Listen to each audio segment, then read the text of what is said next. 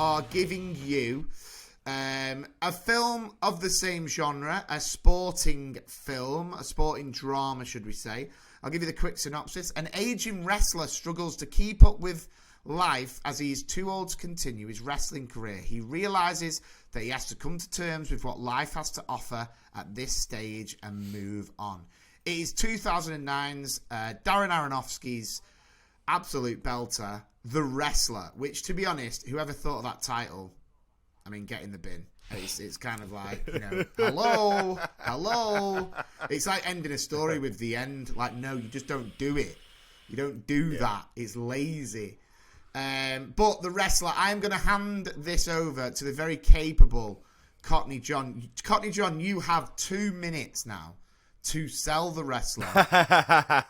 You can sell The Wrestler to everyone, because I've got a feeling that our core audience of this podcast, you've got your real big film buffs who, have seen everything, love all the Oscar pictures, but then you've got the other ones who take our recommendations, they go with it, and they dabble, and they might not be massively into film. They just really enjoy our chat and our banter and our friendship.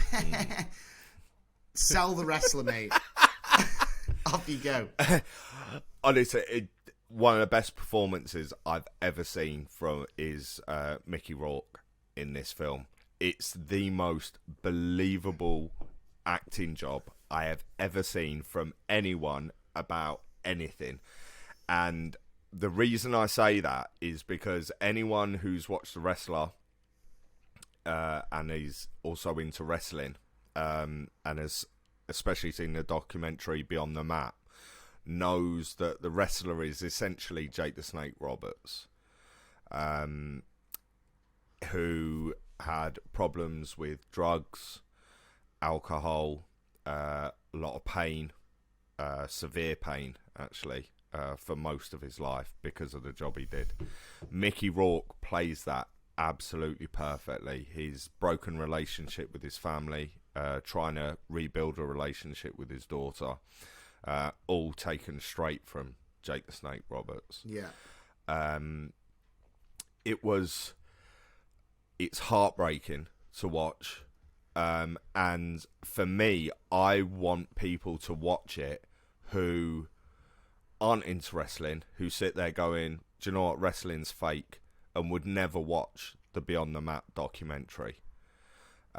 People who sit there saying it's fake, you're just an idiot. Like, you cannot fake jumping off a 30-foot ladder and landing on your back. That happens. It hurts. You cannot fake being smashed across the head with a metal chair. Like, I know there's a lot of in WWE now, there's a lot of props that they use.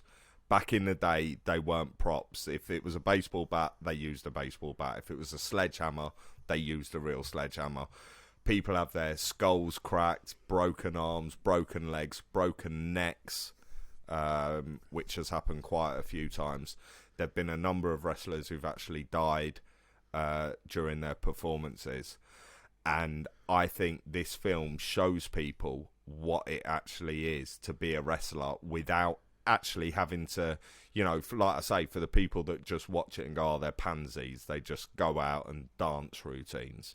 Nah, absolute scumbags, you're wrong. Okay, well, you've not just sold The Wrestler. I think you've sold Beyond the Mat, you've sold the WWE, you've sold... Well, that turned into something that I didn't realise it was a full-on... do you know what it felt like? I love wrestling. It's still real to me, damn it! That you said about first viral videos. I always say I love sports documentaries, and I'm not really massively in sports, but I love sports documentaries because I love watching, seeing inside the mind of people who devote their life above all else to one thing, to being the best at one thing. And that's what wrestlers do. They leave their families, they go away. I think at the time of The Wrestler, your average wrestler was working 350 nights a year, going out, and for sort of 15 to 20 minutes just beating the hell out of each other. And I think this film, it shows actually what the life was to be under the spotlight and to have people cheering for you. And where it goes when it finishes, when you're not on WWE, when you're going back to performing in school halls or leisure centres, you know, for 30, 40 people. Yeah, so I think it will give a lot of respect, or it will make people have a lot more respect for what wrestlers do. And yeah, go and watch it. It's brilliant. It's a tough watch. And I think you'll be surprised at how emotional the film is. But I'm not shutting up, am I? I've done more than 2 minutes. I mean, well more than 2 minutes. But no, I like the passion, and it's still real to him, damn it. Like, just, it's still real. It is still real. Every time I see Shawn Michaels, even in his glasses and his cowboy hat now with his bald head, I still see 1996 Shawn Michaels walking down the ring with Sherry Martel. You know, sexy you're losing boy. so many people here. But watch it. Just watch it. I mean, obviously, I'm not as passionate. I do, you know, I used to love wrestling. I still enjoy it on the odd chance now. But I think it is true. It does give you a newfound respect to the profession. But also alongside that, it's an amazingly directed and amazingly acted film. Yeah. And actually, you know, it was one of the best films of 2008, 2009. So, yeah. no, massively recommend The Wrestler.